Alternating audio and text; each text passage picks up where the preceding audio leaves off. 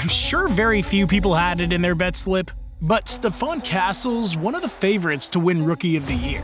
If he does, the Spurs would become only the second franchise in the last 50 years to draft 2 Rookies of the Year in back-to-back seasons, joining only the 2015 and 2016 Timberwolves to do so. Something that would undoubtedly accelerate the rebuilding of a franchise that aims to be one of next season's breakout teams. But what's the secret? How is a defensive-minded guard managing to produce offensively with so little experience in the league? In many ways, it seems like Stephon Castle's not a 20-year-old player. He looks much more seasoned.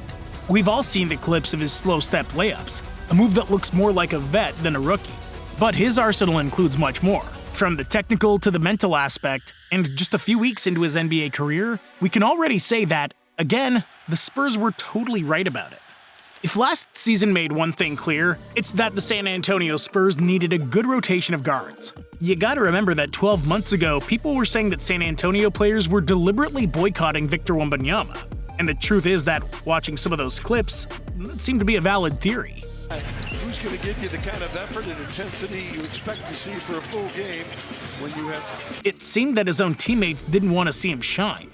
However, time has shown us that, more than animosity, the real problem was incompetence. Any young team needs a guard capable of leading, able to take them to the helm of a team night in and night out. Last year, other than Trey Jones, the Spurs didn't have any players like that. They didn't have a playmaker capable of generating advantages for his teammates. Jeremy Sochan proved that the point guard experience wasn't too successful, and this year he's proving that his contribution is exponentially multiplied in the two-way wing role. Malachi Branham, meanwhile, hasn't seemed to stand out enough to become a player of sufficient quality to be part of a serious team's rotation. So it came down to management, who had a lot of work when the offseason began. But by the looks of it, they did their homework in time. Not only by getting Chris Paul, the best floor general of this century, to bring experience to a roster that needs an orchestra conductor and mentor for the younger players, but also because, with the 4th pick of the 2024 draft, San Antonio decided to draft Stephon Castle. A bet that at first, let's be honest, seemed a bit risky. The San Antonio Spurs select Stephon Castle. We've already talked about it in the last video about the young Spurs player. Although Castle looked like a player with great defensive potential, his offensive contribution was in doubt. Now, he had been part of the UConn Huskies roster that won the NCAA championship last season, and his role was extremely important, starting in all the games that the team played since mid-December 2023. Good defense right now. It has been. Tough shot. Castle, the floater goes. Still, the truth was that there were several aspects of his game that, coupled with his youth, seemed to indicate that this gamble would pay off only in the long run for the Spurs. But nothing could be further from the truth. Castle's been able to completely shatter these expectations, and his immediate impact is being much greater than people thought. Or at least it was for a few weeks. From November 7th through December 8th, Stephon's averages were spectacular. During that month in 16 games, the guard averaged 15.3 points, 2.7 rebounds, and an impressive 4.8 assists per game. More importantly, the Spurs posted a record of 9 wins and 7 losses in that period. San Antonio didn't see their success diminished by Sochan's absence, and they were able to continue to function as a good team in a tough conference that was still hovering above 50% in wins. But something's happened lately. Castle's gone through a bit of a slump. Something that's still too early to label as a rookie wall, but is noticeable enough to, well, take notice. Since mid-December, not only have his averages dropped all over the board, but so has his playing time. Castle's lost his starter spot with the return of Jeremy Sochan, and his minutes have also been reduced considerably. Against the Nets, he played 19 minutes, the Knicks he played 17, and against the Sixers he only played 13 during the last Spurs trip to the East. So he's no longer used in the closing lineups, and it seems that this drop in status hasn't sat too well with his efficiency level. But beyond his recent struggles, Stephon's shown his versatility and quality in many aspects of the game.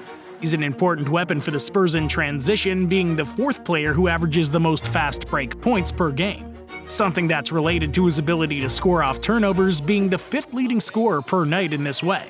He's also proven to be one of the best playmakers on the roster, having the 4th best assist percentage of the Spurs among players who actively participate in the rotation, in addition having the 5th best value of the team in assist-to-turnover ratio.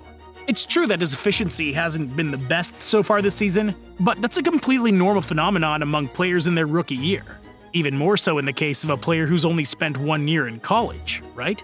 Stephon didn't come to the NBA as a shooter. In fact, in college, he connected on 27% of the threes he shot with just over 2 attempts per night.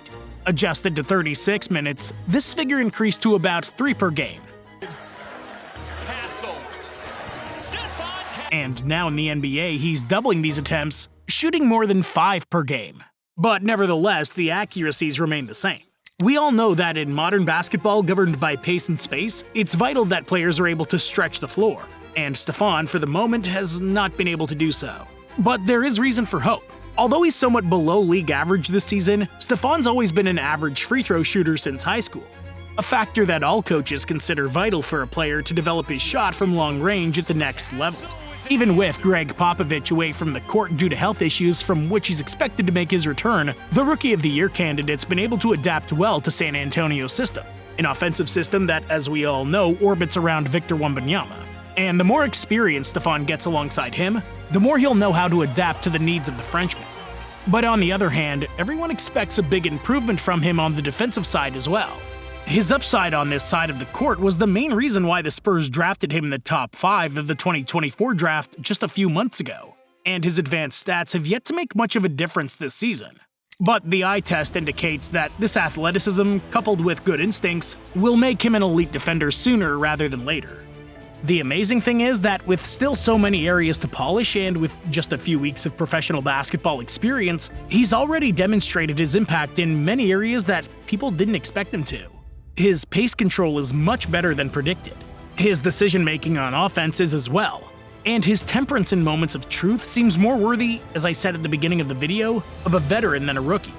But do you know what the biggest factor that'll benefit his development? It's not going to be his mentors, and it's not even going to be his coach. It's going to be the fact that he belongs to a winning culture. The Spurs are a storied franchise that have missed the playoffs more times in the last decade than in their entire previous history. And it's clear that they're on the rise back to the NBA's elite. Led by Wemby, San Antonio has the opportunity to rebuild a culture like the one that dominated the NBA for more than 15 years that began in the late 1990s. In his rookie year and after being drafted 4th overall, Castle's Spurs will fight to make the playoffs. And if they don't make it this season, they'll make it next season. It's simply inevitable. And having real minutes in the postseason will give Stephon the opportunity to learn much faster than his peers. He's been fortunate enough to land in San Antonio instead of franchises like Portland, Washington, or Brooklyn, which still have a lot of work to do before they can become competitive. And if he can develop positively and exceed the enormous expectations of a player who was chosen so high in the draft, it's clear that wembanyama will have a perfect running mate for the next decade.